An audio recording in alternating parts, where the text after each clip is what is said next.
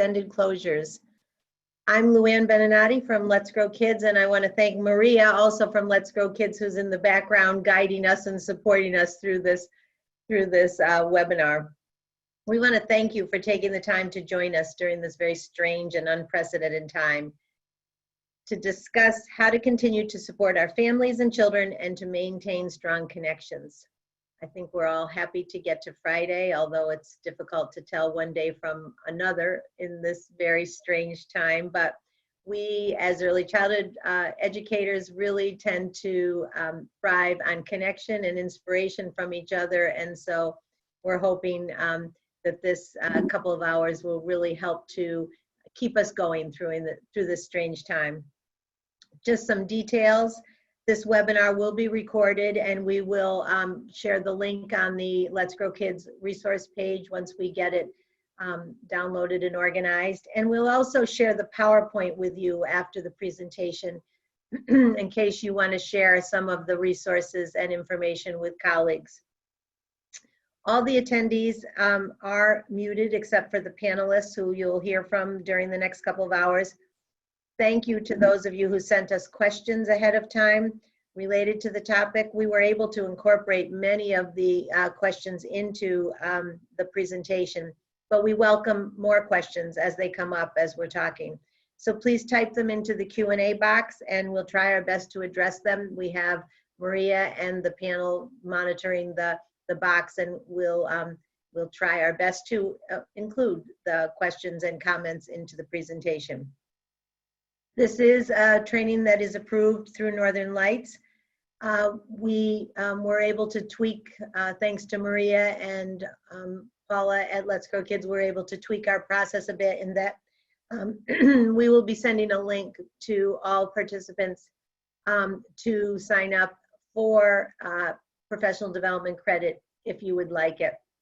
So after the webinar, you should receive an email with the link to request professional development credit through Northern Lights, and we will take care of that. The one thing that we want to clarify, just we're all new to this live Zoom professional development process.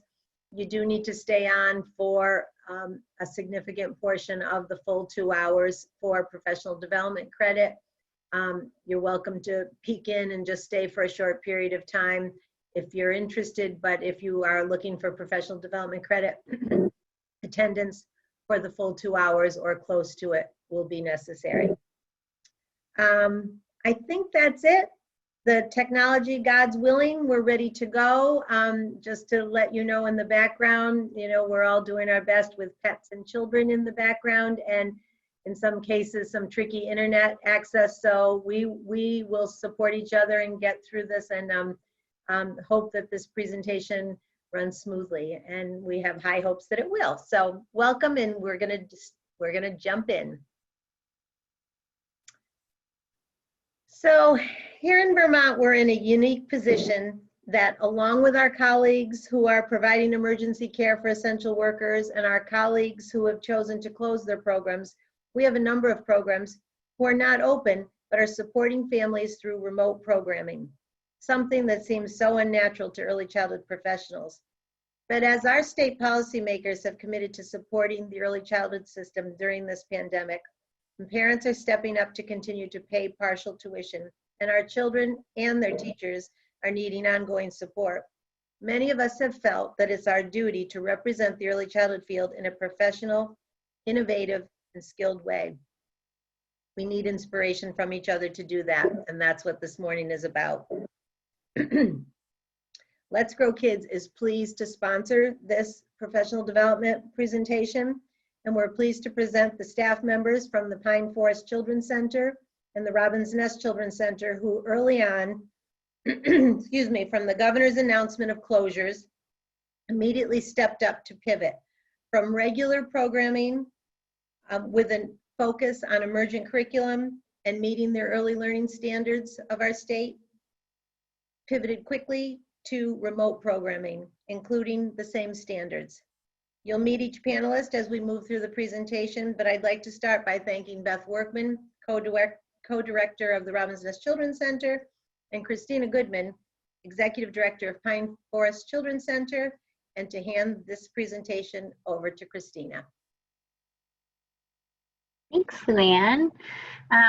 So we're going to sort of spend the next 2 hours talking about why this is an important piece to our field right now in terms of continuity for children during this closure period. It's really important that children and their families stay connected to our individual programs and feel supported, and that children still have access to early childhood education in whatever way we can possibly deliver that. And we're going to go over that in depth today and hopefully answer a lot of your questions. Both Robin's Nest and Pine Forest are emergent play-based programs. And so we've been treating this virtual experience from day one as if the virtual world has now become our classroom, and that as teachers, we're still using the cycle of inquiry to really examine and support children in developing their ongoing learning. We're really viewing this as a chance to continue to scaffold families and almost do virtual home visits to be able to sort of find out what's happening for them at home, what are the children working through, what emotions are they going through, and also it's a unique opportunity to support parents in a way we don't normally get to. So we've been using this opportunity, especially through platforms such as Zoom, to really, think of yourself as a teacher observer. Have one person who's maybe leading your classroom circle and another teacher in the group who's also maybe just watching. Like, does a parent look a little distressed today where they didn't maybe at the beginning of the week? Do you notice what sort of toys might be in the background of children? Do you see Lincoln Logs or Zoogs? Things that you could build curriculum on for the next week or send out activities related to give children that extension from basic play to more dynamic play. So we're really viewing this as a chance to be teacher observers in a whole new light. It's important to remember that you're going to need to step out of your comfort zone. Before all of this, I was not necessarily sitting in front of Zoom or videotaping myself reading books to children, but it's important to step outside your comfort zone and to remember that this is an evolving process. Just like emergent curriculum, this is going to evolve and change. We've officially been doing this for a month today. And so it's important to remember that what we started doing on day one is certainly not what we're doing on day 30. So it's important to just continually review this, just like you would your curriculum. What's happening, what's working, what's not working. Can you go to the next slide?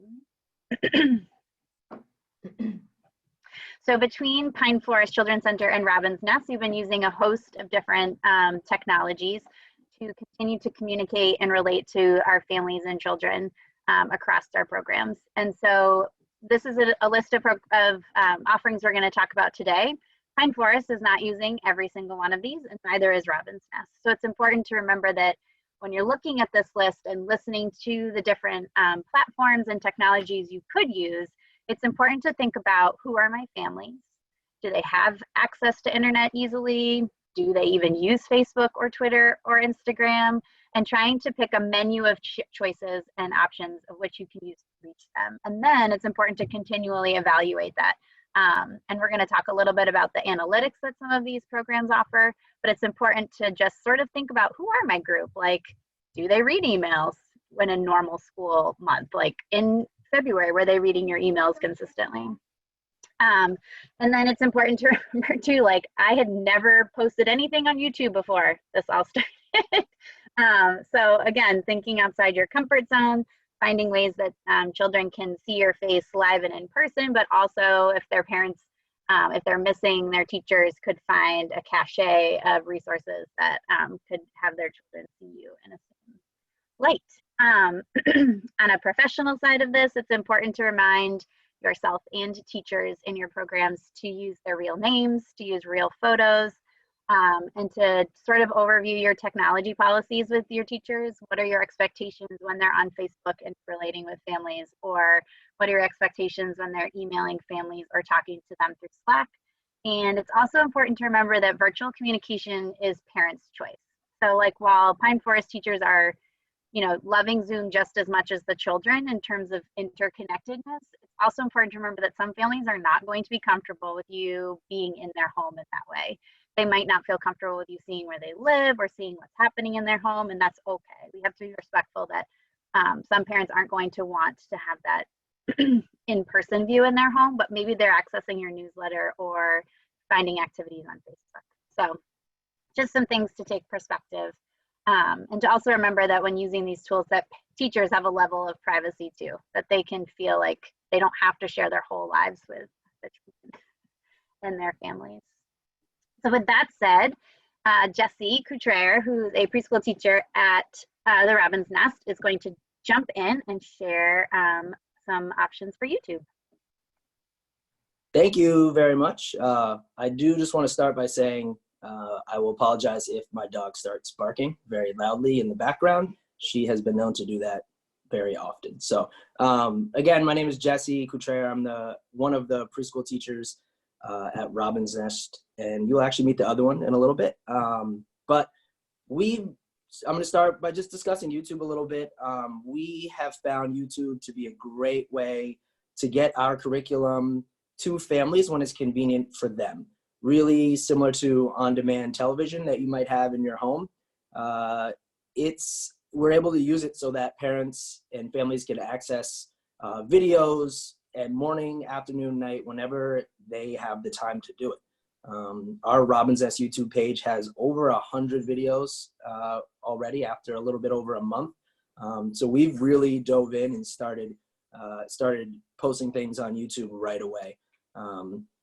On the left side of the slide, you'll see how to set up a YouTube channel. All you need to start is a Gmail address, as well as how to upload your videos from a computer or from a mobile device, whether that's an iPhone or Android or whatever you might have to record your videos with. It'll give you directions on those links as well. So we at Robin's Nest have used YouTube in a bunch of different ways.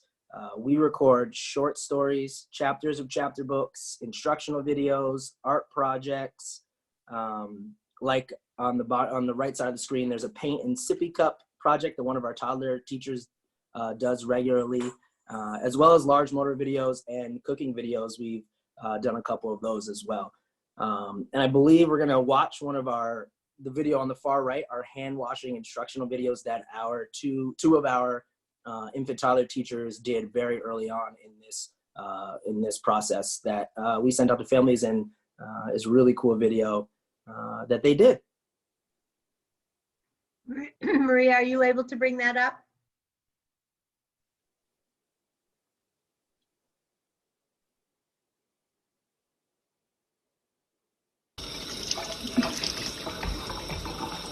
Top and bottom, top and bottom, in between, rub them both together, now they're clean, now they're clean.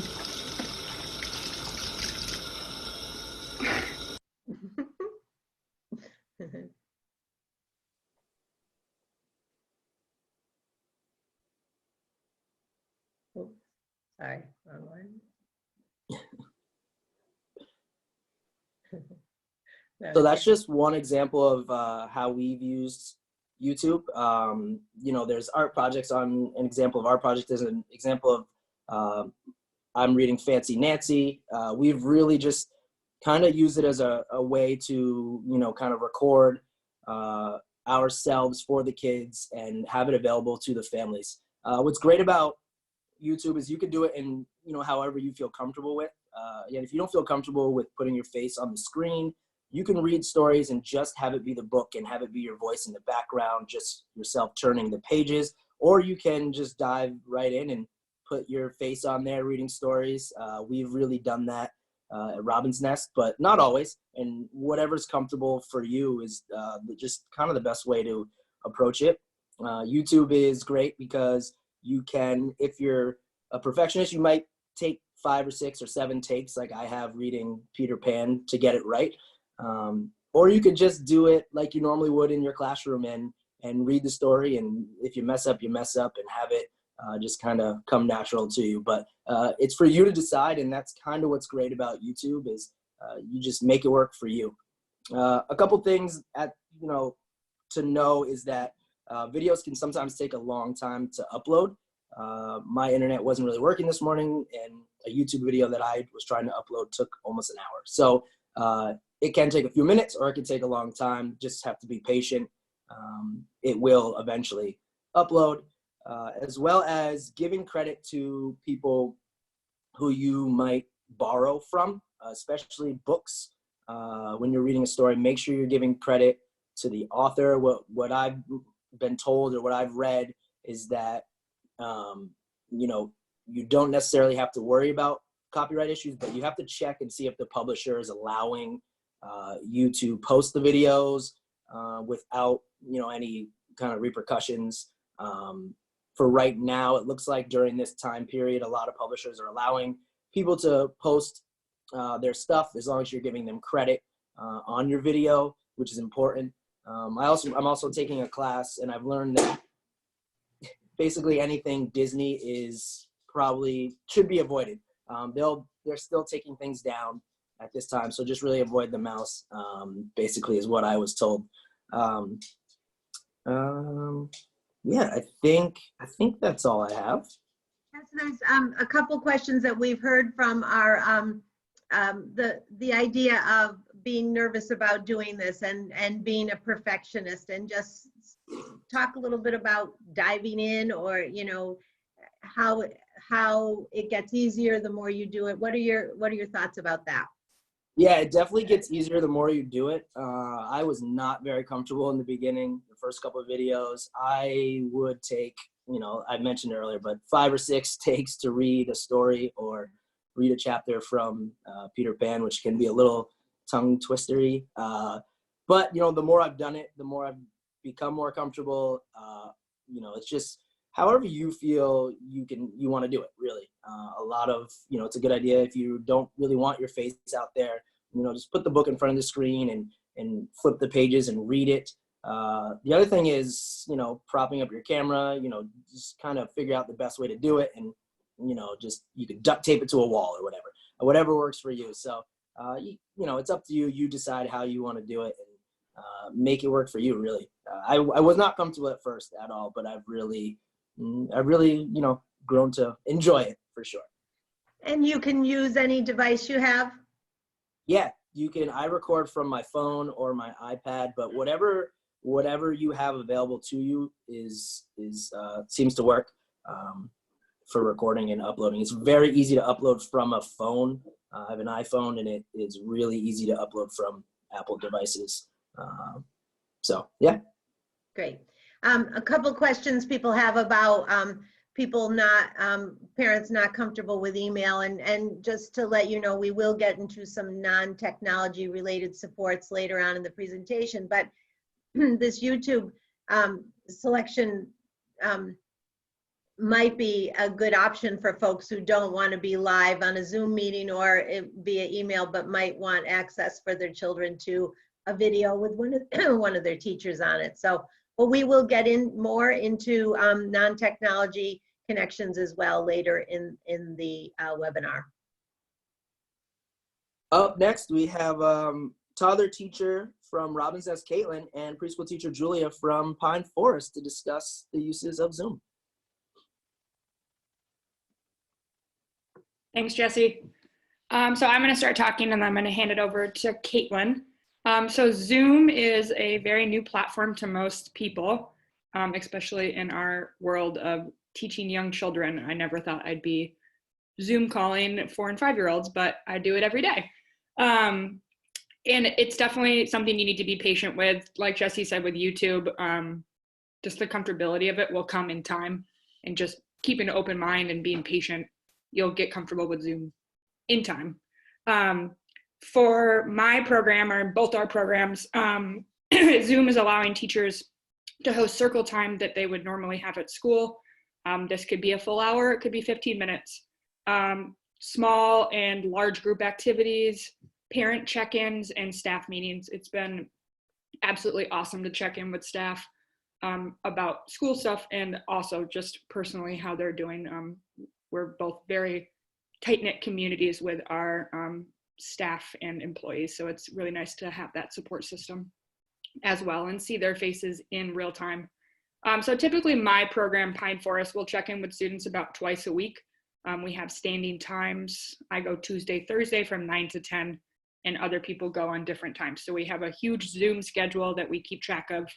And we have scheduled allotted times for the classrooms to connect with their teaching teams, and a lot of times for them to connect with their actual students. So families are welcome to come in when they please and leave whenever they want to. So we don't really put a pressure on, just like you would do at school. You don't force a kid to sit down and do a project for an hour. If they want to get up and leave and do something else or share something completely different from the topic, we let them go, just like we would in our classroom. So that flexibility we wanted to transfer over into Zoom. And it's been really great to see the kids express independence over Zoom and do kind of cool activities that you would never picture you'd be doing across a camera. So Zoom has been a really great tool and a consistent schedule for kids.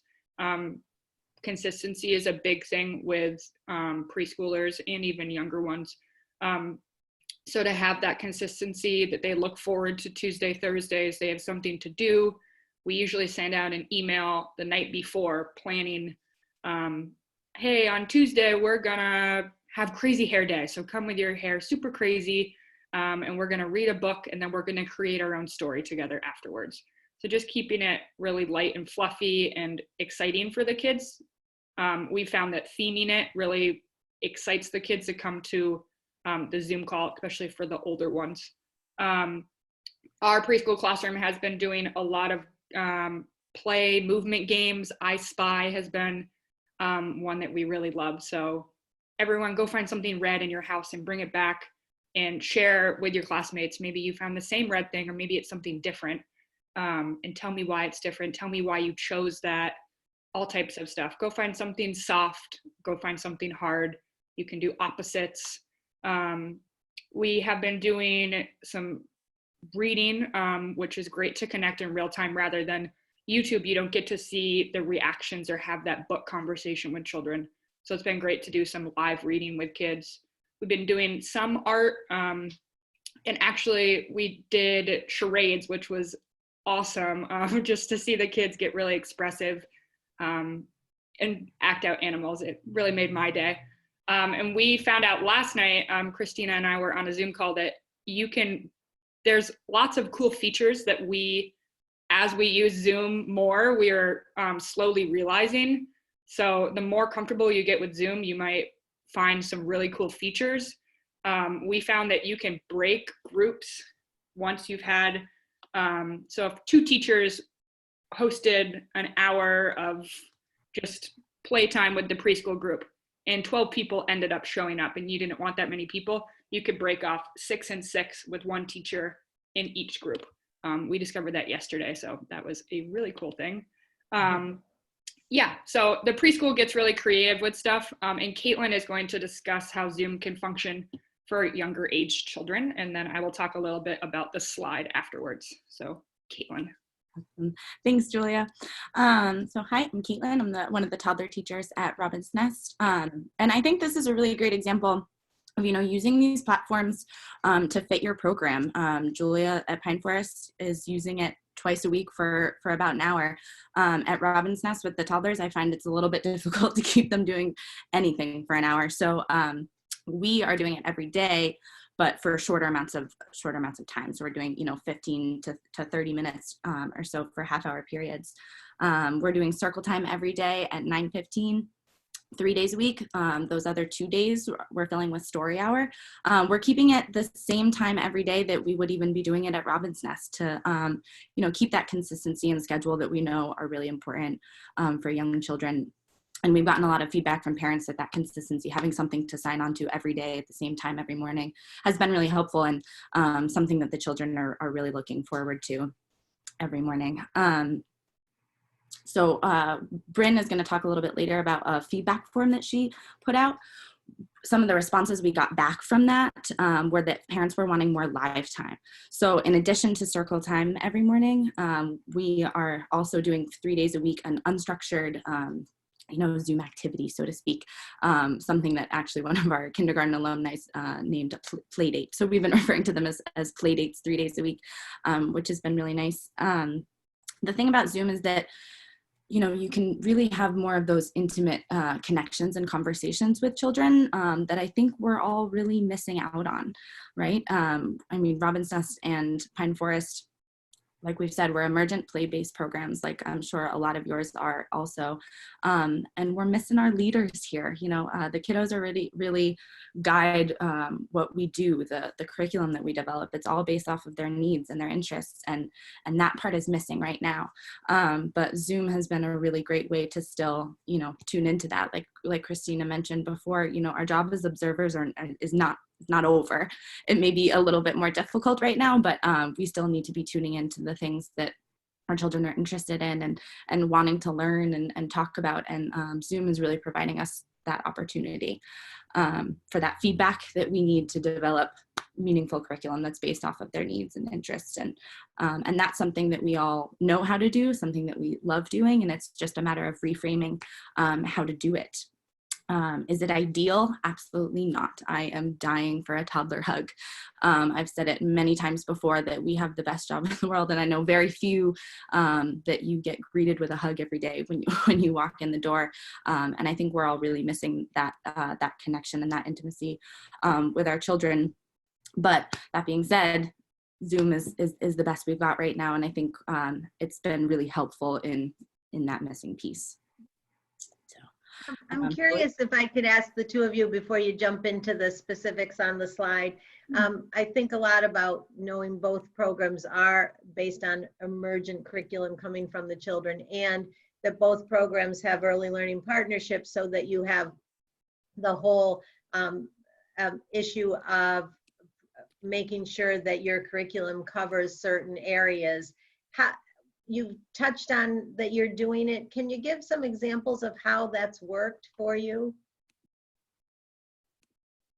Julia, you wanna go first? Can you say that one more time? I was answering a Q&A and Oh, sorry. I'm just curious. You've brought up a couple of times, both of you, that your programs are based on an emergent curriculum, the children leading, guiding the curriculum.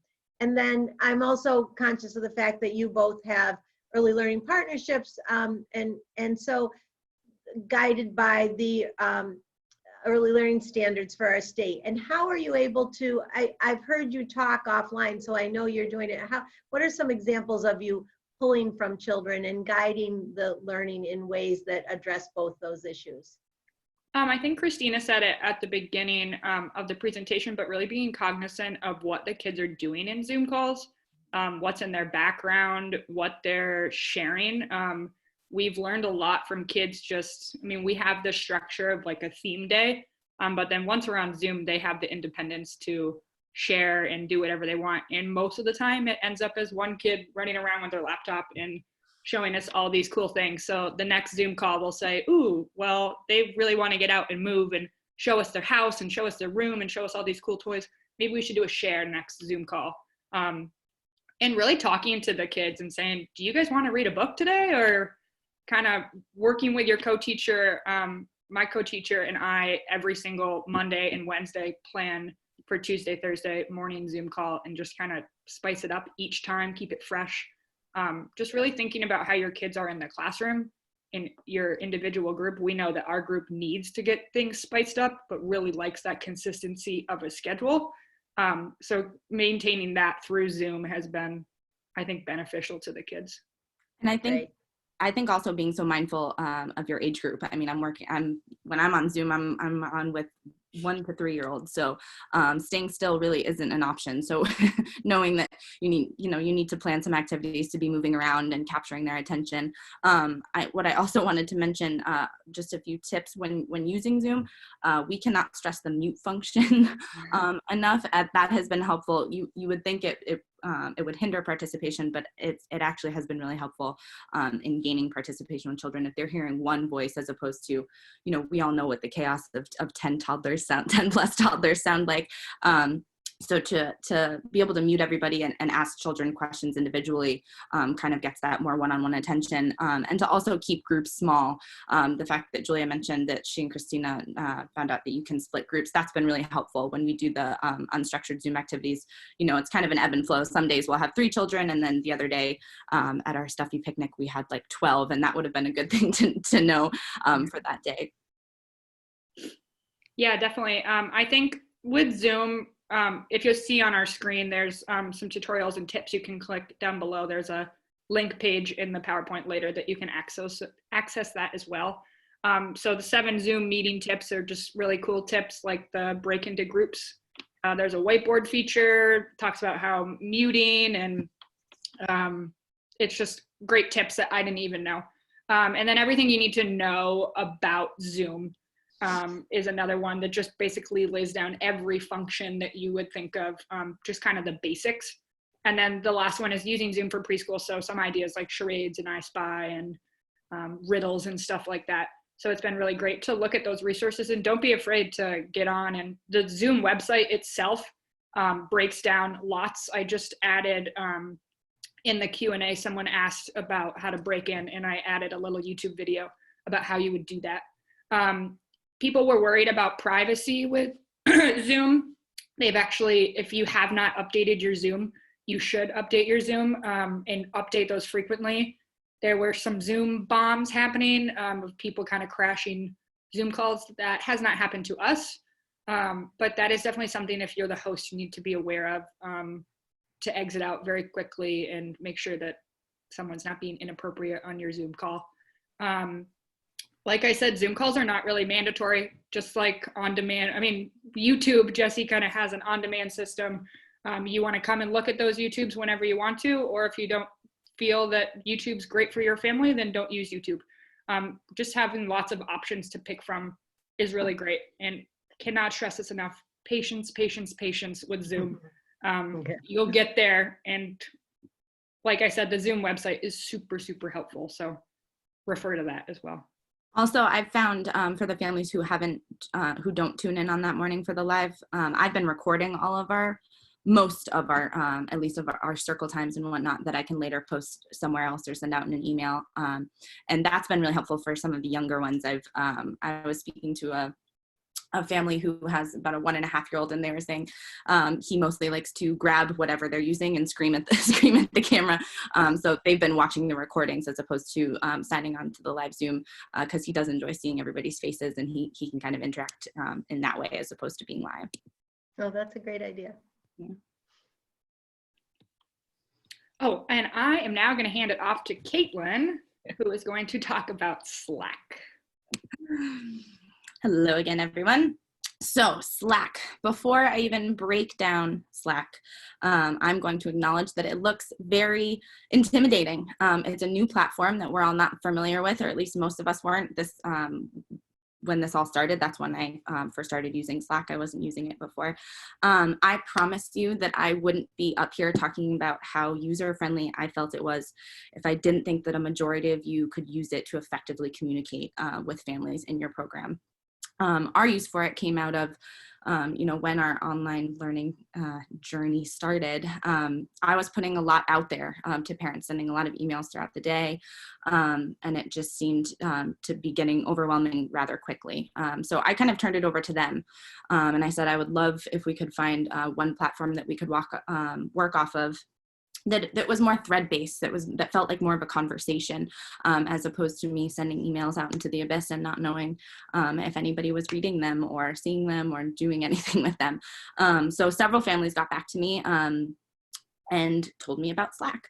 They had been using them in their businesses already, and they felt like it was something that kind of checked off all the boxes of what I was looking for. It wasn't clogging up their never-ending emails. All the information is in one place, and it can be more of that conversation type thing. So it serves as our primary source for communication. We can share curriculum, photos, videos, resources, and other media content very easily on it. You can directly message families. It's been great in keeping connected with staff, and that parent-to-parent connection and support. So Slack is basically, it's like one big group chat with all of your families and your staff members, except the difference is that you're able to organize your conversations into topics. And Luann, if you would like to just go to the next slide, I have a bit more of a breakdown for it. You can see visually, there you go. Thank you. So you're able to organize your conversations into topics, and they refer to these as channels. And if you look close by the number 2 over here on the screen, that's where all your channels are. And we had added some more since I had taken this photo. So our channels that we use at Robin's Nest are Preschool at Home, where all the preschool posts their curriculum, Rumpus Room at Home, online resources for families. When, I don't know if you all remember when this all started, which feels like a year ago, but I was told it was only a month ago. There were so many online resources being poured in. You know, I was going on Facebook and it was like, here are 1,000,001 things to do with your kids. So I kind of picked and chose some that families had found some success with, and made an online resources channel. And then we have a teachers private channel that only the teachers can speak back and forth with, and that's been really helpful. And then a general and a random, and the general and random has actually been really nice. That comes with Slack. You don't need to make that, but that's where parents have been posting, you know, pictures of their children doing random things, or the curriculum activities that we posted, or you know. There was one post where a family had posted a photo of their child on the ground and then their parent also on the ground, and it was like day 4 or something. So, you know, we've been using the general and random channels to kind of keep things light and uplifting, and sharing some nice photos. What's nice about organizing the channels is that you can do it to fit you can do it to fit your program. I will say that a few parents have told us to keep the channels limited, because it can get a little bit overwhelming when you're trying to find some information. So keep them kind of bare bones. But if you wanted one for curriculum, I know at Pine Forest they have music class, so maybe they want to create a music channel for their music videos, or they have a chef, so maybe a cooking channel for something like that could be fun. So you really get to tailor it specifically to your needs. If you look below all of the channels, those are the direct messages, which is a really nice feature. I've said that I will be using Slack post stay home and stay safe, I think, as a good way to communicate with families. The direct messages are great for family check-ins. A quick, how are you guys doing? It doesn't need to be kind of a stiff email. It can just be, how are you doing today? You know, I noticed on Zoom that maybe you looked a little stressed, or, you know, something like that. You can also do small group messages. So if certain information pertains to only certain families, you can put that right out there as opposed to putting it out for the entire Slack channel to see. And sometimes it's just nice for a little message. The last Saturday, I had a mom message me that one of their children woke up and said, Caitlin, the boys woke up from their nap saying, we missed circle time with Caitlin. Where is circle time? And so that just kind of put a smile on my face, you know, so it was a nice way to check in also. And sorry about that. So if you look down here at number 7, this box, what's nice about that is it's very similar to email. So even if you're not familiar with Slack in itself, a lot of you I know how to send an email and add an attachment, and that's really all you need to do to put information out there. You can do photos, videos, Zoom invitations, Google links, YouTube, as you can see, and it'll bring you right to the links when you post them. It's been really nice to be able to have curriculum in one spot for families, as opposed to them kind of looking all over their inboxes and whatnot. I would say what I mainly love about Slack is that it's just a little bit more casual than an email. It's more of a conversation, and it gets parents talking to each other and supporting each other. I think it's easy right now to feel like it's every family or parent for themselves, and that is so not the case. And so Slack has been a really great way, at least for Robin's Nest, to remind everybody that we're kind of in this together and supporting each other. So that's all I've got for you. And I will say, Caitlin, that, you know, you started using it for the Rumpus Room and our other families, and we in the preschool kind of joined on, and it, you know, it does seem like a lot, but it's been really helpful to have all the parents in one place. And we've really kind of enjoyed it. And I think you might have said in the last session that, really something that we could really see using after this as well, just generally with our families throughout the year. So it's been really, really helpful, I think. Well, it is one of those platforms that's been commonly used in businesses for business folks to connect. And so this is an interesting transition from that use to more of a supportive community use. So it'll be interesting to see. Absolutely. And this is a good example of stepping outside the box. So when we started having this discussion between our two programs and Caitlin brought up Slack, Julie and I were like, okay. And so like the Pine Forest cohort of teachers have been slowly dipping our toe into Slack. And so our plan is to roll it out over the weekend. We've been dabbling for the last 3 days, but we were totally intimidated, terrified. How do you do the hashtags and what are you putting in each thing? And Caitlin popped into one of our staff meetings and walked us all through it. But this is a prime example of stepping outside your comfort zone and trying a new tool and trying a new approach to connecting with families. So do it. Caitlin, there was a question about Slack being a secure page. So if you were to post photos, it would only be shared among Slack. Do you know about that? I don't know the specifics of that, so I don't want to totally speak to it, but I believe it is. But I don't want to speak that I don't know the specifics of. My apologies. I'm going to hand it back to Julia, who's going to talk more about some more social media platforms. Thanks, Caitlin. So with Zoom and Slack, we still have our trusty old friends, Twitter, Facebook, and Instagram.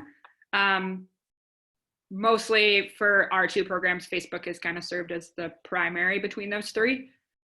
So during the school closure, teachers and families have kind of turned to social media to keep up communication between each other. It was definitely the first kind of platform we rolled out. Our Pine Forest Children's Center has their own Facebook page already that we keep up all year. But for this closure, we have extended that to private groups and all types of different things on Facebook. We really use Facebook as a great way to share resources. We have an Instagram account, but it's not really our top social media platform that we're reaching out to parents in.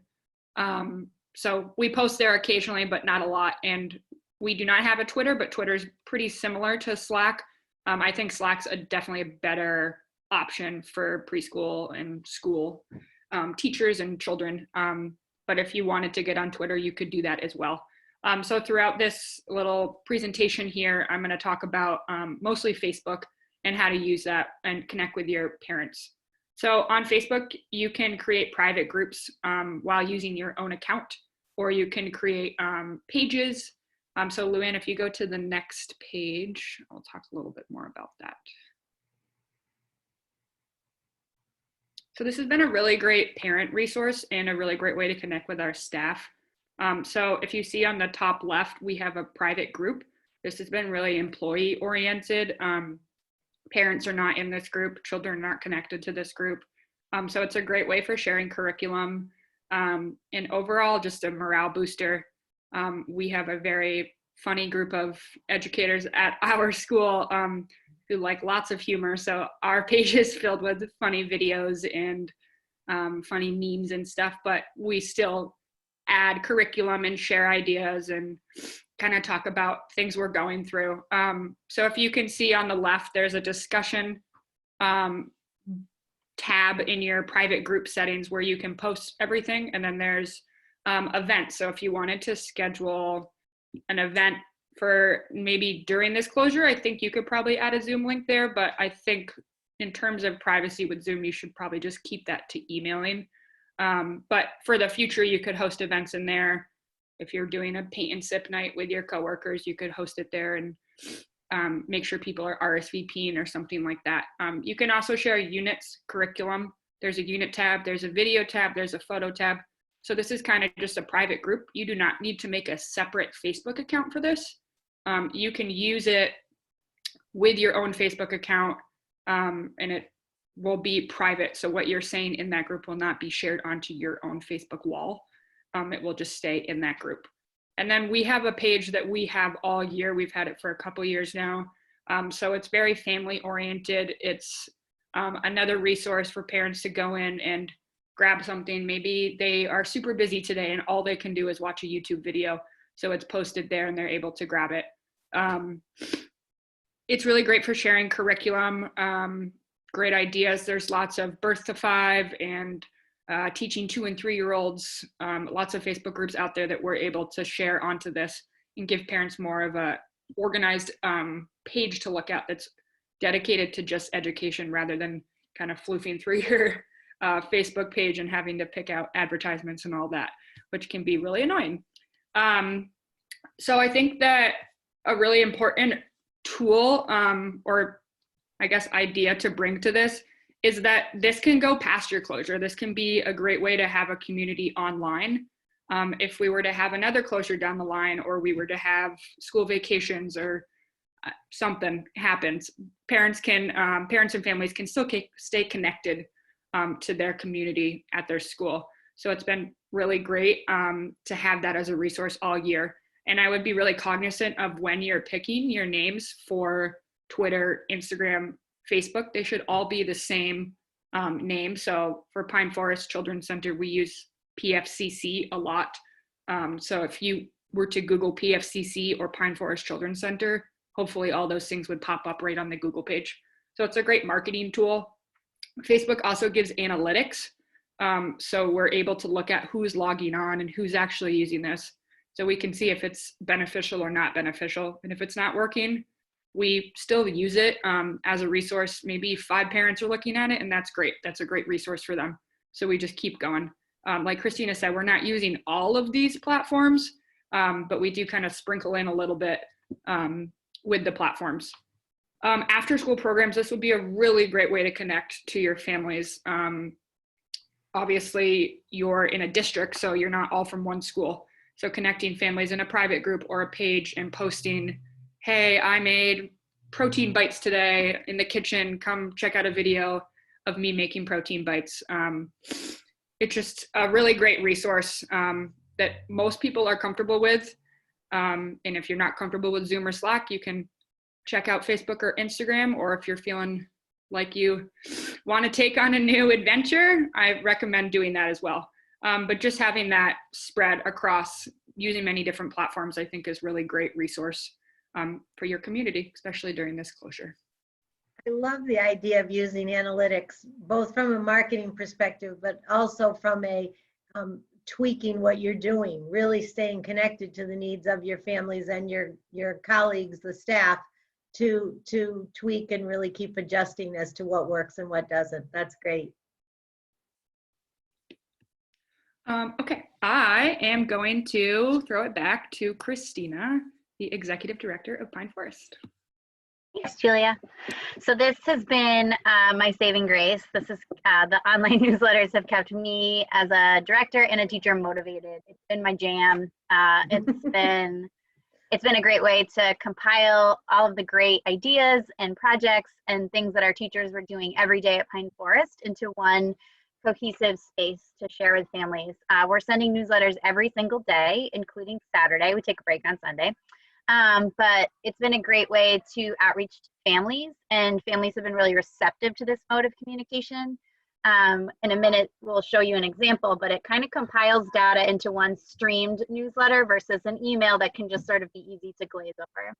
So we've been including reputable articles for families to look at, anything from why is play important for learning to how to support your children during this COVID-19 closure, to helping your children with anxiety during this time. We've been doing daily curriculum, so breaking it down by our 6 classrooms and age groups for families. Links to reputable online sites, which is something Caitlin was referencing, they've also been putting into Slack. And so we've also been talking about taking the content from newsletters and dispersing it into Slack, so families have a fast way to go back to find information versus having to be like, what newsletter was that in? Was it Wednesday or Friday? Because I don't know about you, but every day is Blurbs Day around here. So it would be nice to have it organized into Slack. We've been sharing photos, and families have been sending us photos of their kids enjoying the day before activities. So we've been sharing them back to other families as a way to connect them. You can share PDFs and files. You can do audio files. One of our teachers recorded herself singing a bunch of songs for Music Monday for Week of the Young Child, so we included those in a newsletter. So Luann, do you think you could pull up a newsletter? I was gonna leave that to Maria. Okay, Maria. Yep, I'm pulling it up right now. Okay. So one thing I quickly found this site, and so there are other platforms like MailChimp, Benchmark. I know the city of Burlington uses Constant Contact. So there are many different formats you can put a newsletter out in. For me, S'more was really accessible. They offer templates that you could pick and choose from. And it was just really a nice way to format all of our information. And it's Friday today, so yeah, good example. The thing that I love data. And so I just got my data email from S'more this morning, and it said that our newsletter reached 3,204 people this last week. And we only send it to 132 people a day. And if you really like facts and geeking out, it also gives you a map of who across the world and the US opened and where they were when they opened it. So like our newsletter is reaching people in New Zealand, and Australia, and somebody in San Francisco reads it every day. So it's just a really great way to be like, oh, people are reading it. And fun fact, you can check your email list too, and it tells you which parents actually went through and opened it, and then how many times they opened it. So it's a great way to make sure, like, I know that this is a tool that's reaching all of our teachers and families every single day, and it's being utilized. So therefore, we are putting a lot of energy into it. As Caitlin mentioned, we do have a chef, Taylor, so she's been doing little highlights for families. We had a parent write it and say, like, I feel like we're in a PB&J rut. Taylor made this huge thing about how to meal shop for your family during this closure. She made a Venn diagram of snacks for families, so that they're not feeling like they're serving the same thing over and over again. So we've just been trying to pull in all of our resources and everybody in our community to sort of make sure we're supporting families during this time. Yeah, and you can make mailing lists. So somebody asked about that for Slack. You can import, like I have a parent email group in Gmail, and I was able to just import that into S'more so that I didn't have to, copy and paste or type them in every single time. So that's also been a great thing. So yeah, I love this, Christina, and I clicked on a couple of links of videos from your newsletters, and just the connections with the children around activities that your teachers would be doing in person with the children, and to have them, at reach with a click for the families. I just think it's so valuable. And we did quickly learn after asking families that at first it was just like a little paragraph of activities, and they were like, no, I need like a material list and then a step-by-step how-to. Yeah. Right. So it was a good moment to be like, right, you don't do this every day, to like break it down. It's like when you explain hand washing to a parent and it's really 54 steps of hand washing, but it was a good reminder. So now we've been doing like material lists and how to do it. And some teachers are even filming themselves, and we're posting it on YouTube. So it's how to set up a sensory bin for children, or how to make Play-Doh. So it's been a good reminder to break it down a little bit more. Yeah. And we've started using S'more at Robbins too. It's to build the newsletter, and it's, we've started doing it every day as well. So we just learned about it from you when we started this process, but Bryn and I, for our preschool at Robbins have started doing it daily, and it's really fun. I enjoy making the newsletter, and I believe she does too. So it's a really cool way to put all your curriculum and ideas in one place and send it out to families. Yep. And I think we were doing a weekly, what we called the weekend update every Friday. Like classrooms were putting in things they were working on all week, just to keep families up to date and reminding them of upcoming events at school. But this is probably a tool I'll keep using for that Friday newsletter. But yeah, it's a great way to access information for families. It is free to a certain point. I ended up buying a membership just because of the number of people we were sending it to was going to exceed the free number of emails you can send every day. But it was $9.99 a month. And so during this time period, it felt pretty affordable to have a paid account. So For the value that you get from it. Oh, definitely. Definitely. I'll say, as a teacher who gets this every morning too, if you're feeling in kind of a rut for the day, we've been doing this for a month, and I'm sure people are feeling really happy to be teaching online one days and sometimes not feeling so great. So this newsletter jumps me out of bed every morning. I'm like, whoo, I'm going to attack the day. All these kids are doing all these activities. I got to provide all the materials for tomorrow's newsletter. It's just a great motivator, I think, as well on the teacher side. And we're finding too, we have a Google Drive where we're storing all of this curriculum, and it's becoming a great cache for future Pine Forest needs. Like when you're stuck and need an idea, we can easily go back now and be like, oh, great, here's what we were doing, or here's what books we were reading about mud, when the kids are super interested. That's great.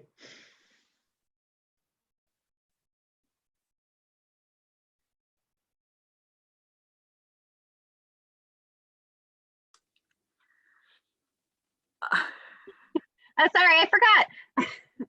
And Bryn Martin, who's a preschool teacher at Robin's Nest, is now going to talk about parent connections and non-technology connections. Thanks, Christina. Hi, everybody. All of these ways that we've talked about so far are amazing ways to connect with people and build long distance relationships and figure out how to make everything work. For me, with some of these, I was still kind of craving a little bit more feedback and information from parents. I really missed that daily pickup and drop off check-in, that face-to-face, how are things doing? This is what happened today. Really helps shape what I'm going to do with the kids or what I'm going to plan for tomorrow.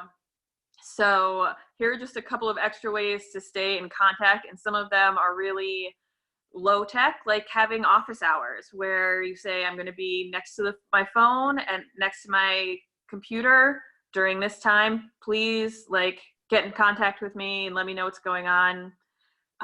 Slack is a pretty good way because parents can direct message you and say something to you, ask a question.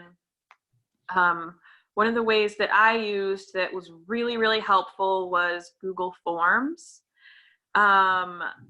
It is very simple. If you have a Gmail account, you just go to forms.google.com, and it helps you set up some really quick questions that you can then send out to the parents. So I asked questions like, what are you using that we've been putting out there?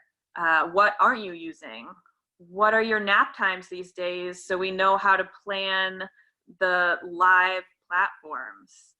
Do you have a printer at home? Are you able to print out things if we send them to you? And would you be willing to, or do you want to have a parents only Zoom meeting one night? And that was a resounding yes from everyone, which we set up after that. And the other question that was really good was, what are your kids into these days? What are they playing with at home? What kind of games? That really helped me plan curriculum for the next week. Just saying, all right, these kids are playing outside and digging in the dirt. I'll do a bunch of activities like that. These kids are playing Legos and building or doing art. It was so helpful. There's also SurveyMonkey, which can help you set up the same kind of survey to send out. And Google Forms also gives you analytics again. So we sent it out to all of our families, but it showed us which families were from the preschool room and which were from the toddler room, and which out of those rooms percentages said yes to this and answered that. And then on Monday, we had our parent Zoom meeting, and it was wonderful. It was just so great to see all the parents' faces and get to talk to them one-on-one. And the most that I heard was thank yous. Lots of thank yous for putting everything out there and helping them to feel connected. And then just some feedback about what things were tough for them, and definitely a check-in. What's going on at home? How are you doing? Are you having any issues personally that you want to talk about that all of the parents and myself can just listen to and maybe offer suggestions? Or are you having some child issues at home? And you've got all parents here and teachers that have probably dealt with the same thing and might have some advice. And I would say that the information that I got from all of that was just invaluable, and it made me feel like I was teaching to people again instead of in a vacuum. It was really wonderful, and we're planning on doing those meetings regularly. And then I'm going to move on to the next slide, which is non-technology connections. So this stuff is perfect if you have families that don't have internet at home, or parents that are worried about screen time.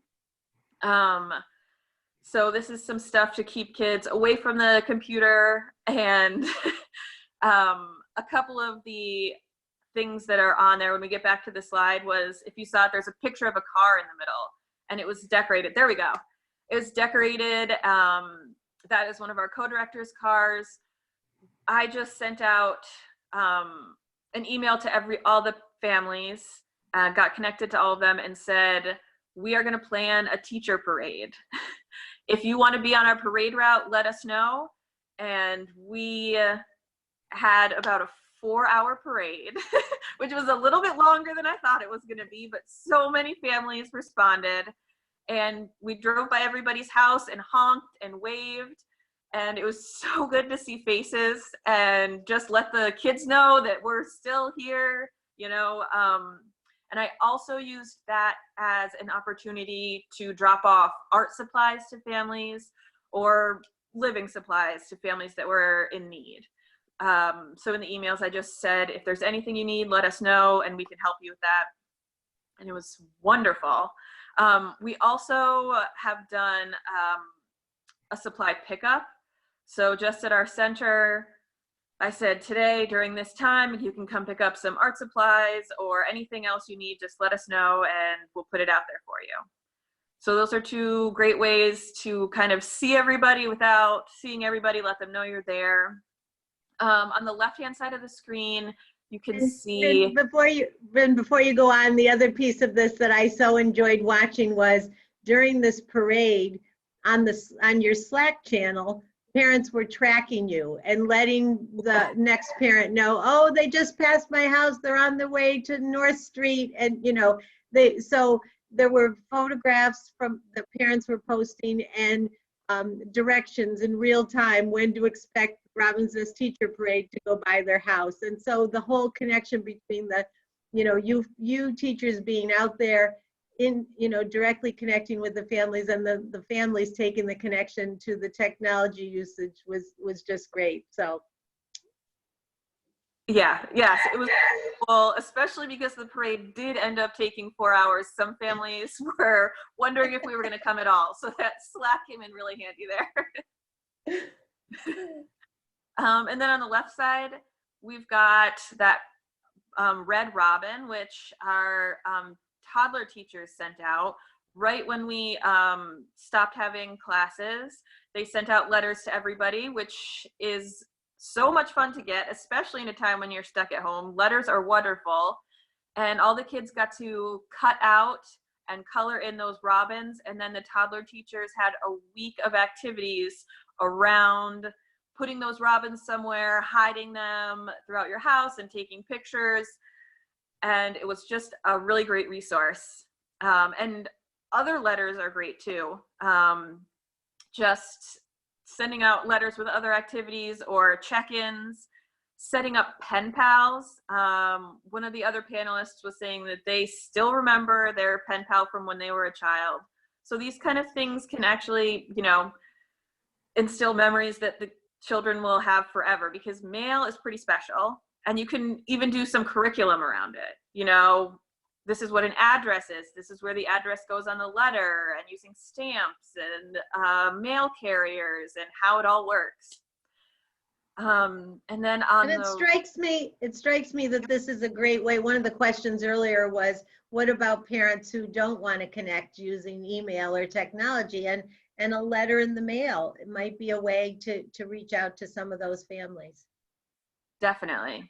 Yep. And I think just putting all these options out there for people again, and if they take advantage of them, wonderful. And if they don't, they still are feeling it. You know, they're still feeling like you are caring about them. On the right-hand side is a book that I made, a collaborative book. So I just created this random character, Vinny the Red Balloon. that is going to float around to different houses and come and visit the kids. And so every kid gets a page to draw a picture on of what they talked to Binny about, what they've been doing, and then the parents can help them write a little caption. And that book is in the process right now of passing through all the houses.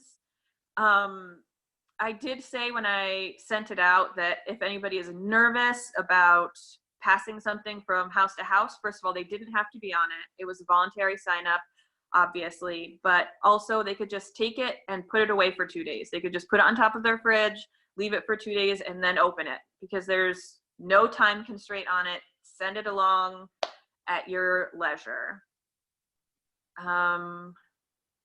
Yeah, and these are just some of the ways that are really great for kind of taking the screen out of things or helping families that don't have internet. And then the other one was, you know, just calling families. Our director was calling every family once a week at first, and I know so many families appreciated just having that check-in, that kind of lifeline, somebody checking in. And I know a couple of our families don't have anybody else in this area that they were close to, and so that was like one check-in that they were getting, that they knew was going to come, that they could reach out to that lifeline, which was so important. And I also want to say that I know a lot of this stuff seems like it's really high tech, and it is, but it's also so user friendly.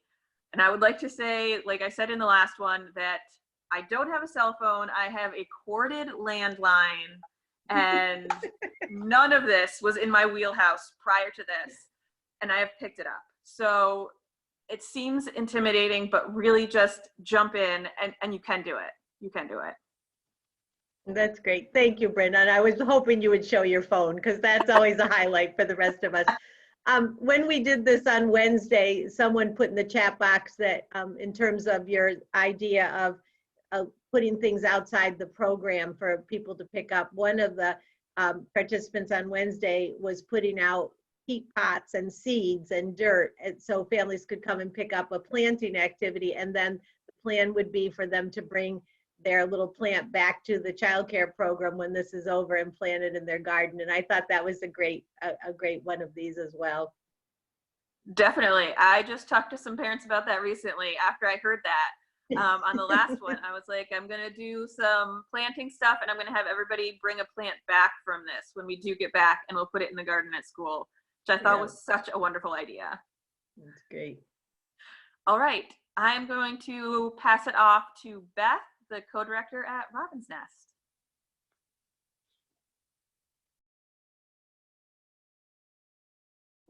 Beth, are you muted?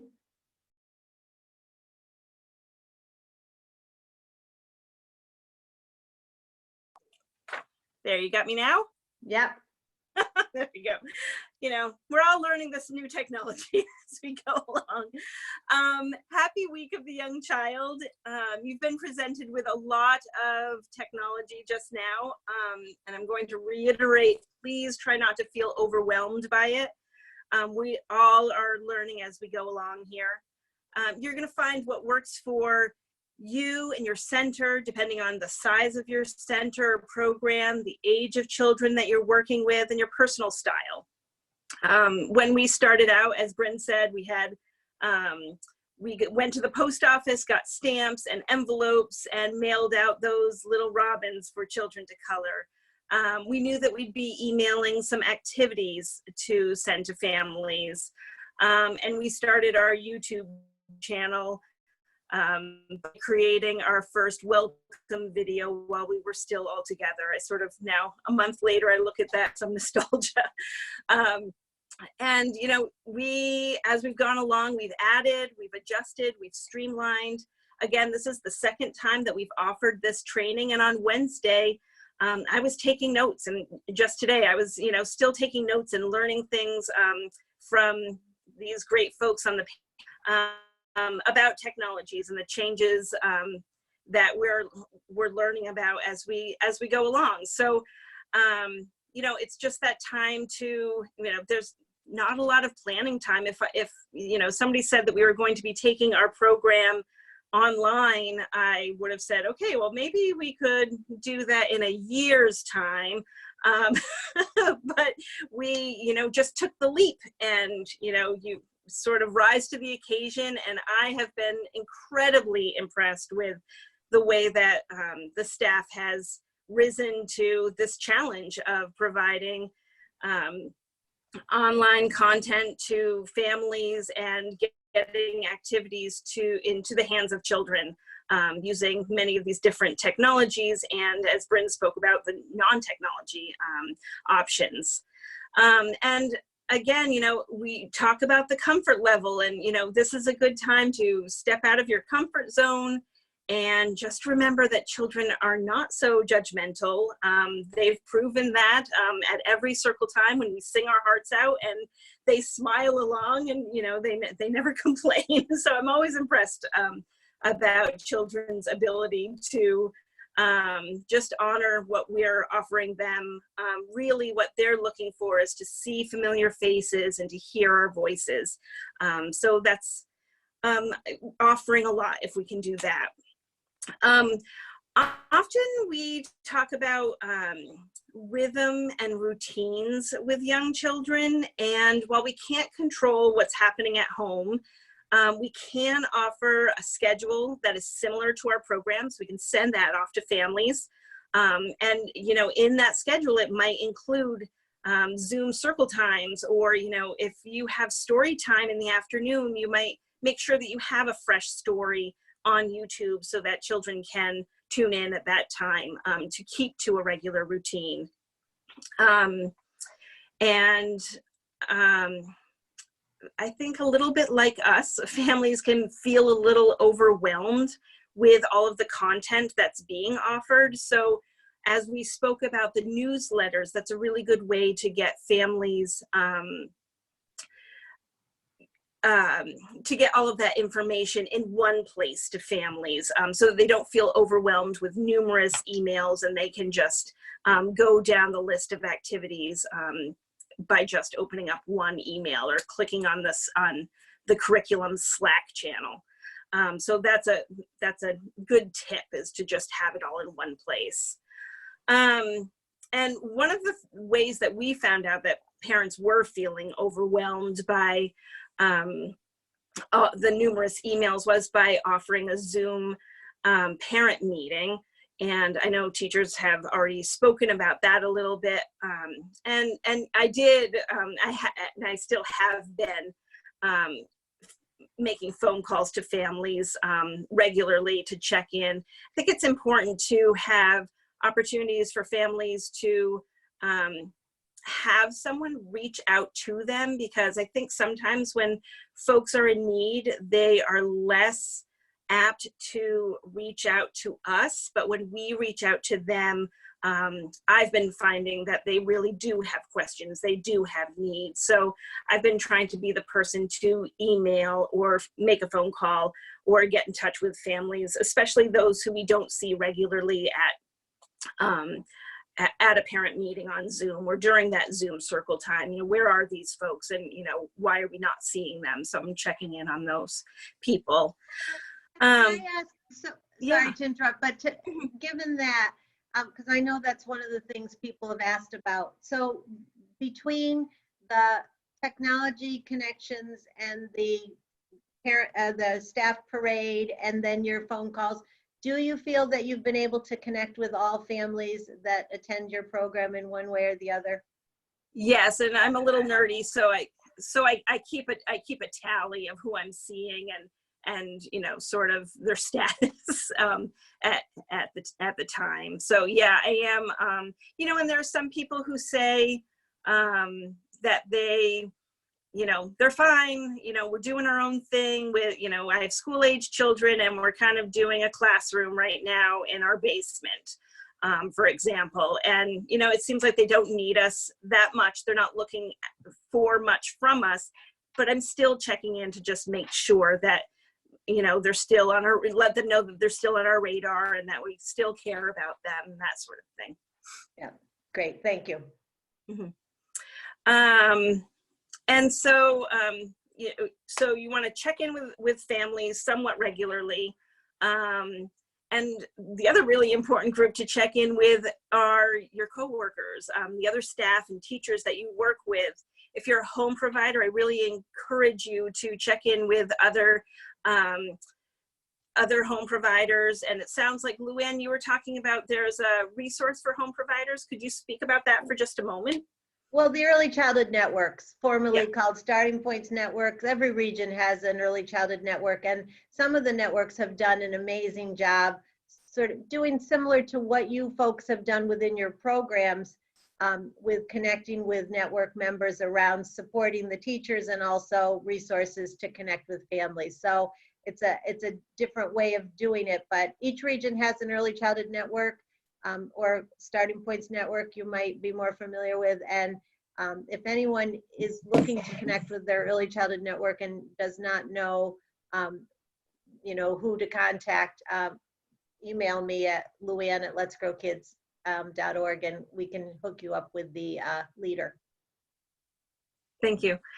Because I feel like this could, as a home provider, it could feel a little bit isolating right now, especially when there are all these new demands being put on you about, even the stabilization payments and, and this curriculum that we're offering for children. So to check in and see what other folks are doing. I feel like right now people are rising to help others. So tap into that. We're so used to checking in with our coworkers on the playground or in the hallway or on lunch breaks. So I'm feeling like I'm missing that throughout my day. So I'm often texting people or, sending a message on Slack just to check in with coworkers. Team meetings on Zoom are great. We do a staff meeting with everybody once a week. And often those staff meetings end up in a social hour because we really do like hanging out with each other. So we meet in that way. And another thing that I would challenge you to think about is to keep in mind the staff that, the teacher that might be really shy, or the teacher who just started at your program when this closure happened, they might really be looking for extra support at this time. So I would challenge you to, again, as we do a checklist of all of the parents that we're checking in with, really do a checklist of your coworkers and make sure that you're touching base with everybody pretty regularly. And it sounds a little bit funny, but it's incredibly important to check in with yourself. Let's Grow Kids did an excellent presentation yesterday on managing the new normal and caring for yourself and your staff. It was great. So they really talked about, looking at your wellness physically, emotionally, socially, etc. How are you feeling? What's working for you right now? What isn't working for you? What resources might you need? So taking some time to self-reflect is really important during this time. And then you can loop that back to your support systems. Think about your self-assessment. What do you need? What can you lean on your supports to help you with? Your classroom team or your director or another member of the early childhood community. And then after we do all of this checking in and assessment, we need to reevaluate our approach to what we're offering. As I mentioned before, we started out with a few technological ideas and ways to get in touch with families, but then, we added Slack, and we are now we have 100 picture books being read on YouTube. So we're sort of dialing down a little bit on that one and, offering more Zoom play dates. So, we keep making little tweaks here and there to meet the needs of the children. And, again, use your support system to reaffirm what you're doing and that you're on the right track. And then lastly, I just want to talk about, we really value the in-person teachable moments with young children. And, it's really okay because we all feel a bit of sadness during this time because we're missing, as Caitlin described, our directors in leading what curriculum we offer to children.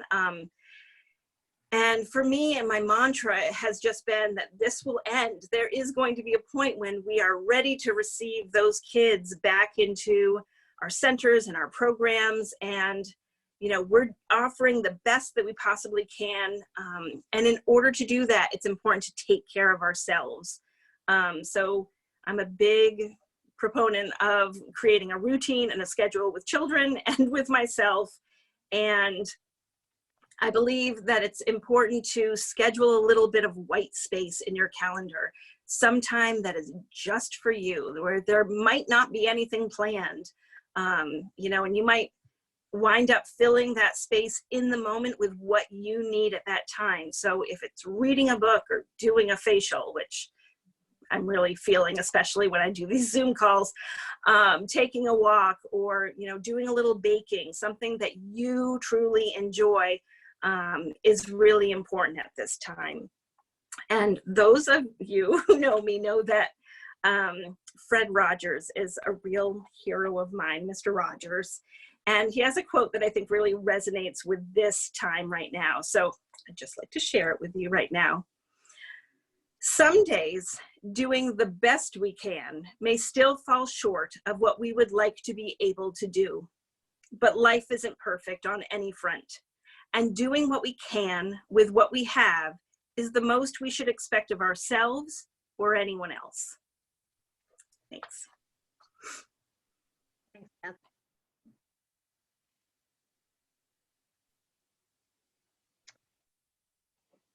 So this next slide, and I don't know, Christina, if you wanted to jump in or if anyone else wanted to jump in. We've just heard from the two programs who have been so generous with their time here today, of all the things they're offering to continue the programming that they have in their normal day-to-day operations. Parents are letting them know what's working, what isn't working, and really offering some great feedback. So this is just a slide with some feedback.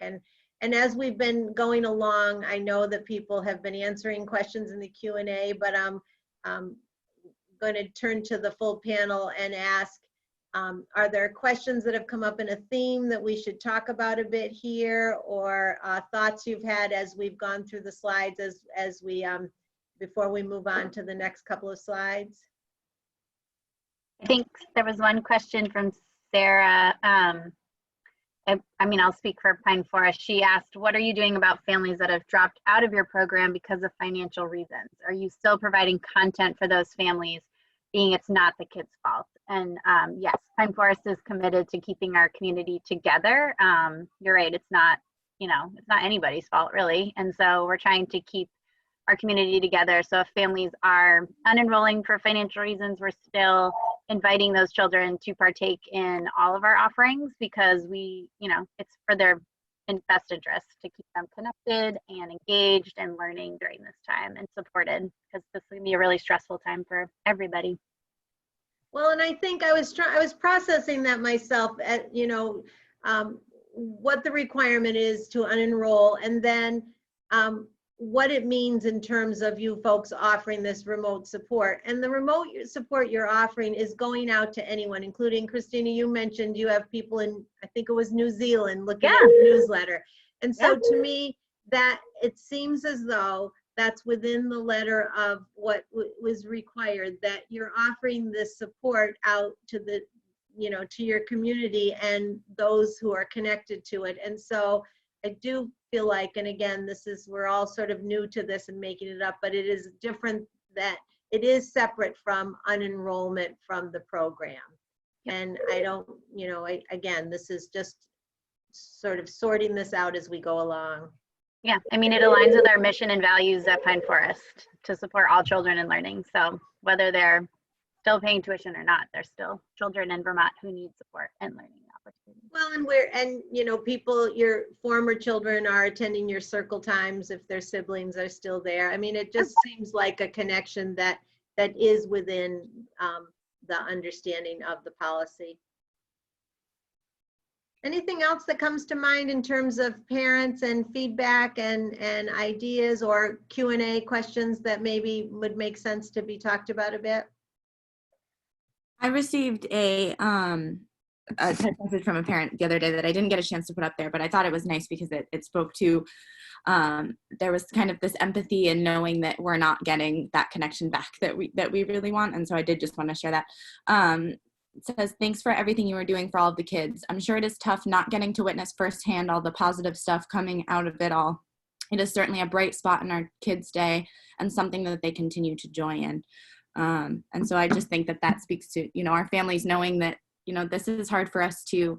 It's got to be incredibly hard for them. I said last on Wednesday, a lot of families didn't sign up to be with their kids 24 hours a day, and that's why they're in childcare. It has nothing to do with how much they love them, but it's, you know, it's a full-time job, as we know, because we've made it one. But that a lot of parents, I think, are recognizing that and supporting us too, not just us supporting them. Yeah, it's been great. I went on a little rollerblade ride yesterday and just emailed a few parents, said I'm going to roll by, and if you want to wave, I'm rolling by. And all of them were like, this is so nice. I can't even believe you would just go out on a little stroll. And just having that connection. And the parents mostly asked about me the whole time. How are you doing with all of this? How can we support you? So it was great to have that support yesterday. It kind of made my day and my week. Have you all given any consideration to the transition back in and what that's going to mean and how you're going to support that? We've discussed it a little bit. It's going to be something that we have not tackled before, and it's just going to have to be a lot of open-mindedness and patience. Kind of treat it like the beginning of the year, like you're with a whole new group. These kids are gonna be changed when they come back to us. So just keeping that open mind, and I think keeping the contact during this time allows you to kind of see those changes. And I know certain kids are into certain toys during this time, and I know we can talk about that and bring that to when they come to school. So just having something to talk about with them and connect during this time, I think will make the in real life connection a little bit easier for them. But it's gonna be difficult for sure. And I don't think there's necessarily anything that we need to do differently. We need to, you know, be there for the children, support them, you know, empathize with it. That was a really interesting and difficult time that we all kind of went through together, even though we were doing it separately. Yeah, I don't know. I think not pretending like it didn't happen, but, you know, finding some way, which I know we all will, to, you know, use it to connect us together once we get back. So I also think the small Zoom. I also think that the small Zooms have really helped with that, like smaller group Zooms, so that you're still getting some of the connection, you know, the one-on-one or, you know, 3-to-1 ratio type of connections that you would in your classroom, have also really been helpful for that as well. You're keeping in contact with the kids. They see your face, they hear your voice. So you're not a new person when you come back from all this. That's what I also think has been really helpful for me personally. Yeah, And Jesse and go ahead. Jesse and I were talking the other day about what it was going to look like coming back and just the enormous transition that it's going to be. And Julia, I think you said it right when it's kind of like starting the year over again. You know, these kids will have been used to one-on-one attention all day long, every day. And then they have to come back into a classroom where they're one of 12 or one of 20. And that's going to take a lot of work, and all the routines that we have spent, you know, the last 9 months or 5 years working on them with, we're going to have to reinstill again. So I think it's going to be a slow process. And I think just the joy of seeing them again is going to help us through that, hopefully. But yeah, I think it's going to be big. Yeah. We even talked about, like, it's a ways away, but we do transitions once a year in August. And, you know, we were like, maybe we won't be doing a transition then. Like, we'll be sending kids to kindergarten, but maybe that'll look different this year. Maybe kids will stay in their prior room for a little bit longer just to ease that. But there's going to be so many things we can't answer until they happen either. Yeah.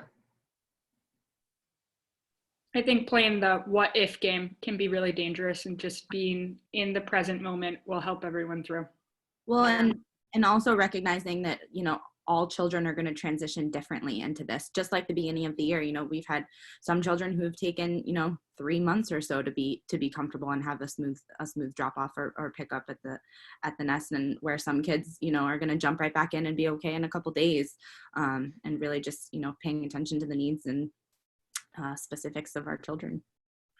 And this is a great time. There's so many PD opportunities all around children with anxiety, and I think that using professional development to your advantage right now is only going to prepare us more. So there are lots of, I know next Wednesday I'm going to one through teaching strategies all about anxiety with kids during this time. So using that to your benefit also will help. Get creative. Anything you think will help, I think will help. There's also a question that popped up here that, Beth, I know you mentioned on Wednesday.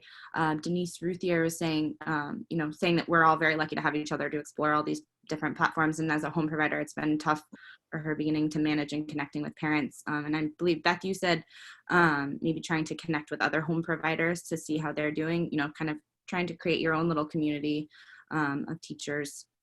And there are, thanks for bringing that up. There are, so early childhood networks, the starting point networks are really, are working on that in some regions more than others, but certainly reach out to us if you have questions about who to reach out to.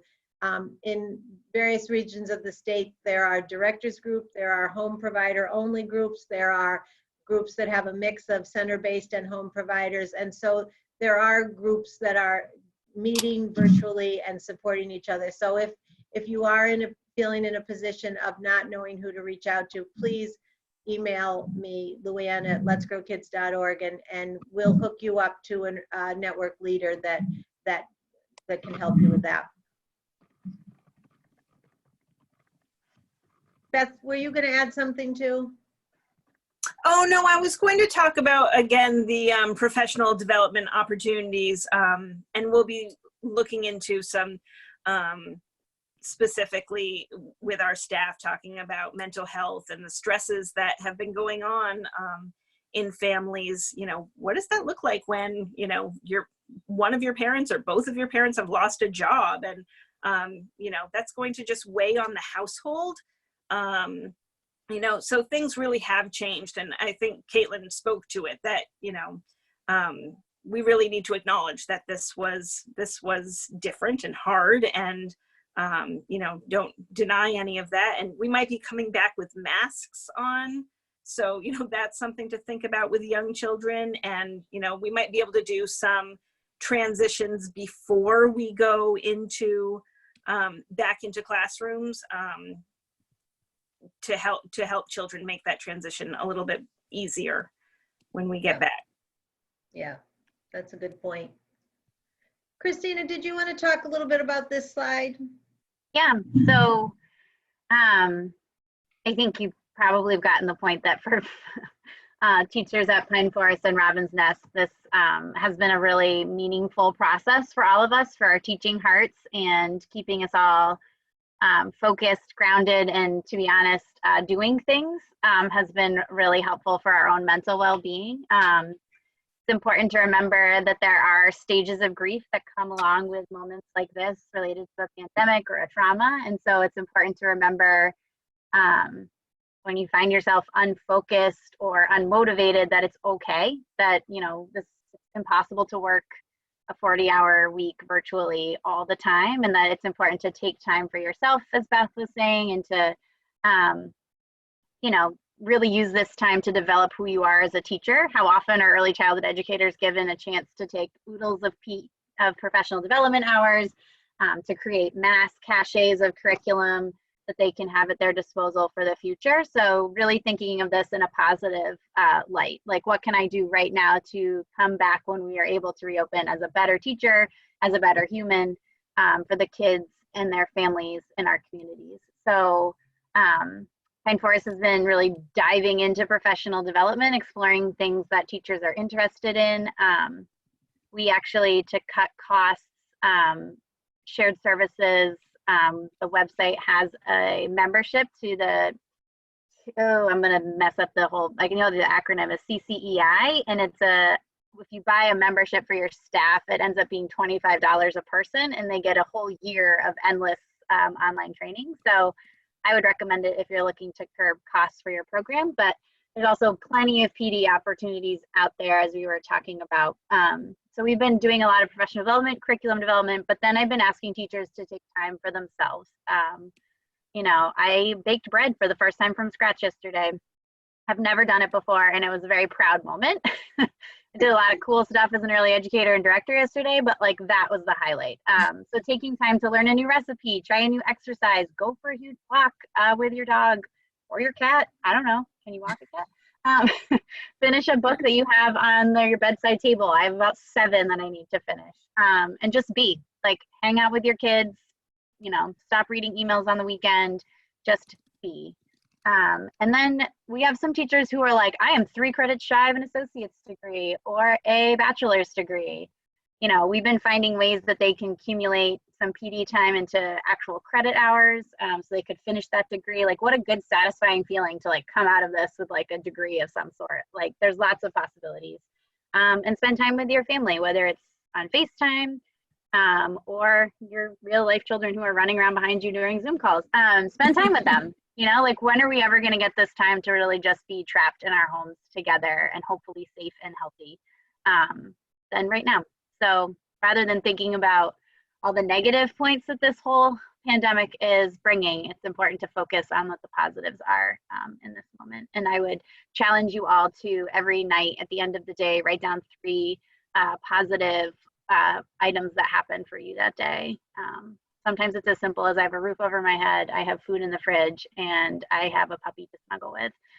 Or it could be things much bigger than that. But to really take this time to focus on what you do have and what you can control and what is happening day to day.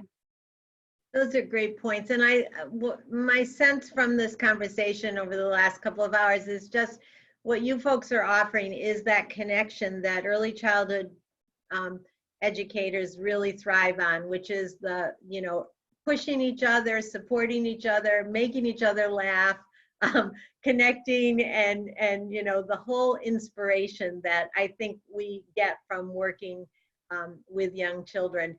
I do want to touch quickly on that PD comment that or the conversation we've had. sharedservicesvermont.org. We have a section called Vermont COVID-19 resources that has a number of professional development opportunities that are included in that section, including some of the ones Christina already mentioned that do come with credit through Northern Lights. There are a number of shorter, interesting trainings on the Shared Services website that are not necessarily for credit through Northern Lights, but in that one area, including a couple of courses that have 1 college credit that come with them, building blocks through literacy through the Stern Center, and digital literacy developed by Vermont PBS and our own Heather Duhamel are both being offered for free right now. And we've had feedback. There are so many people across the state taking advantage of that opportunity, and the feedback is that both of those courses are wonderful. There are some PD vendors, as Christina mentioned, that are on the website that are do come with a cost, but are relatively low cost, and the ones that are approved through Northern Lights here in Vermont are listed on that Vermont COVID-19 resources on the Shared Services website. So anyone who's interested in that and has not signed up for sharedservicesvermont.org should go ahead and do that. It's, if you just Google Shared Services Vermont or go to sharedservicesvermont.org, you'll be asked to request an login, and we'll get you on that. That is a web platform of shared resources that is available at no cost right now to all regulated early care and learning educators in Vermont. So please reach out there. And then at Let's Grow Kids, we're working to see if we can come up with a couple additional credit-bearing courses that will become available in the next couple of weeks. And so keep your eyes out for that. We're also developing a resource where all of the online college credit courses in all the higher ed entities in the state, we're pulling it all together in one resource, working with CCV at Northern Lights and some other folks to pull that together so that you as early childhood educators could go to one resource to see what's out there, because it is a time that people, you know, as Christina said, wouldn't it be lovely to reach a credential during this time just by using the time that you have. So, so many opportunities, and focusing on the opportunities when we can during this difficult time. So just to Leanne, I just put the link to CCEI in the chat box. I think for up to 25 memberships, it was $4.95 altogether. So even if you maybe don't have that many employees, like we didn't use all of the memberships, but maybe if you could also divide it. Like I know Beth and I have often shared technologies together just to cost share. So maybe there's a program down the street that has 10 and you have 10, you could share the membership together. And then one other thing to piggyback on Luann is that I've been talking to CCV for some of our teachers, and there is a way to do a course challenge through CCV to combine PD, or they were saying that fundamentals is often a course that gets really quickly approved through course challenge, and that's a great way to get 3 credits, 3 college credits. So great suggestion. So we will be sending out, as I said, this PowerPoint to each of you. If you, in case you want to share it with a colleague. We will also develop a resource page with all the links on it so that the links will be clickable, so that you can get the instructions for YouTube and Zoom and all the things that, again, trying to put them in one place for you. Trying to think what else. We just are so appreciative of, first of all, I would like to thank this panel. Let's Grow Kids was happy to support this this webinar, and so happy to work with the staff of the Robinson Children's Center and Pine Forest Children's Center. We know that others of you across the state are doing similar work, but we also know that we really, as an early childhood workforce, thrive on supporting each other. So thanks to both of the directors and their staff for stepping up to do this. Before I just wrap it up, going to the panel, is there anything else popping up on the Q&A in the last couple minutes that we should address?